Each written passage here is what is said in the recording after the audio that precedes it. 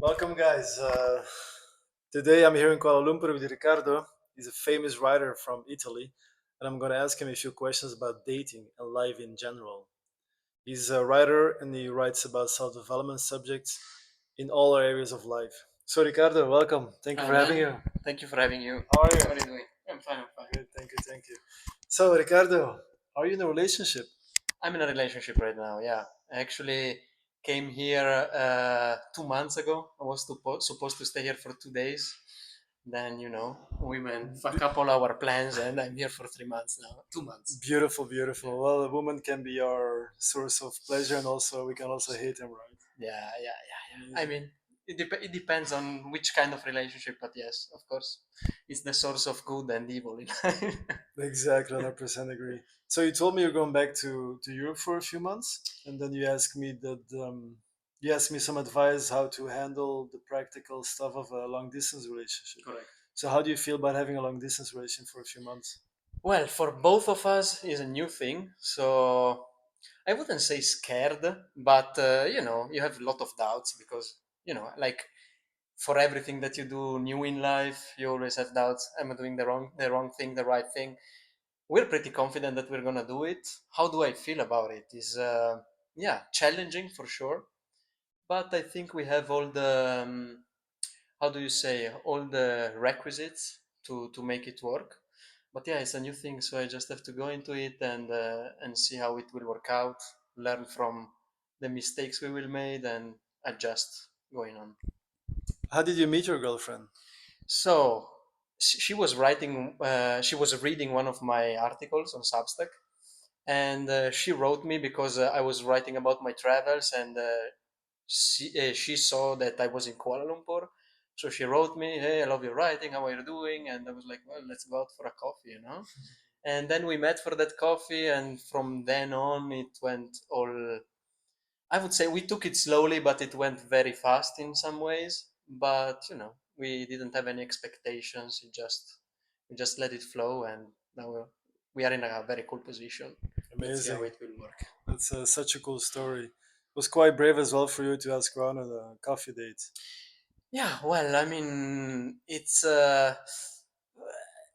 not that difficult anymore for me. It was in the past maybe to, you see a pretty girl and just go up to her and speak to her. But no, I trained myself to do that. So Interesting. as soon as you feel that fear or that resistance, just go for it. Don't think too much about it. So So, what exactly changed when you were a bit more socially anxious in the past, and what made you made the decision to start work on yourself and, as you say, like feel the fear and analyze it differently and start taking action and go for what you want and approach that girl? What exactly changed? There was there like a fuck you moment, or was there an emotional breakthrough, or you were in a lot of pain, or what happened there exactly?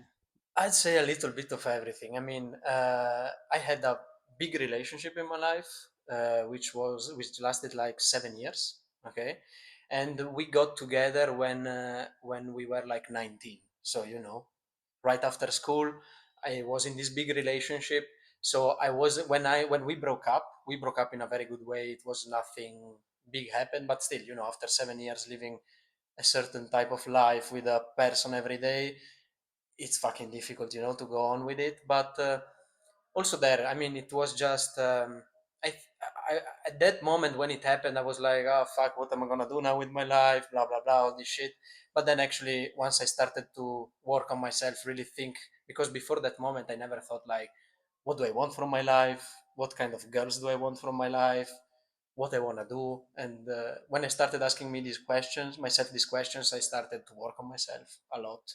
And uh, and yeah, so it wasn't that difficult as I thought to go out of it, but that was my main thing, because then I was like, okay, let's have fun now, Hmm. after 7 year relationships, let's meet Of some other course. girls. And I was like, yeah, like clueless.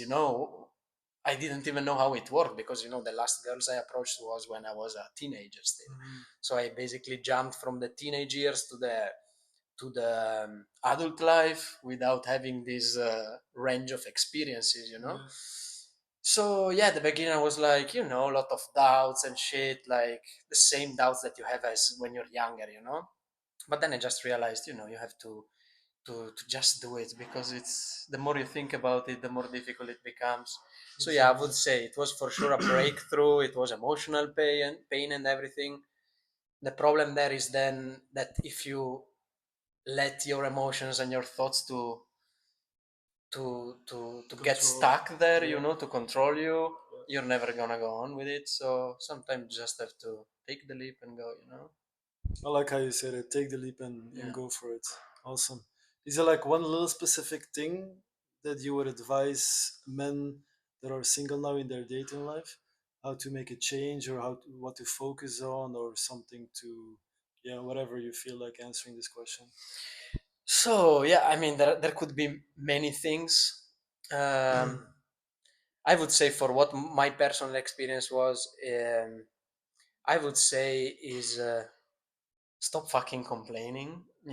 When you go now, I remember 4 years ago when I broke up with my ex-girlfriend, started going into this dating advice world and shit, and it was like you know um, you could see now how is this with this movement, red pill, blue pill, black, all these stupid things. I think the most guys nowadays, and I understand it, for a new guy, for a young guy nowadays, with social media and shit, you always feel you have to respect some standards, that makes you feel uncomfortable with yourself. But yeah, I would say don't stop complaining, like you're not good looking enough, or you're not tall enough, or every kind of bullshit. You have what you have, you just have the best with what you have. Be the best. So the advice would be just try to be the best person you can be, Yeah. and everything else would just follow. Yeah, I agree that. I think even complaining is a coping mechanism because it's just way easier than taking the right action. Yeah. I mean, even I think taking action is the right, like the easier thing to do, but the beginning is quite hard because you need to make like a shift in your head. And I think mainstream society kind of patches you on the back when you're playing the victim modus and complaining about about your own little life. Basically, oh, I'm not having this, I'm not even having that. It's like, oh, poor guy, it's fine, I understand. And he's such a good guy. Why can't he find a girlfriend? Why doesn't girl stay with him? So yeah, I agree completely. Stop complaining, take action is And that's also the problem, like uh, you know uh, we think maybe sometimes that we're doing all the things in the right way, but sometimes we just have to accept that the right way, the way we think is the right one, yeah. is not always the right one. Like mm, for example, as you said, like, he's such a nice guy, why can't he get a girlfriend? I'm not saying that you don't have to be a nice guy, but sometimes you just have to, if you just always how do you say, like if you want to how you have to build some confidence, and be able to Exactly. say, it doesn't mean that you have to play a character, but you have to say the things you think without feeling scared of how other people can judge you, or how a girl can judge you.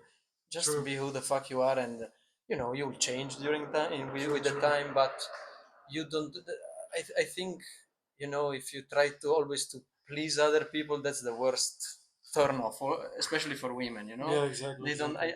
For what I noticed is just that they don't even uh, you know look too much on what you think, how you think. Is more about does he do what he says? Is he a guy that stands up for his principle and shit? And then in relationships, of course, you have to have the same core values in life, but Hmm. after that, it's just finding someone that allows you to be who you really are, Yeah. without playing too much. But a True. little bit of play is always good, so you know. Well, we are men, so we always will play until the end of our days Yeah. now. Awesome.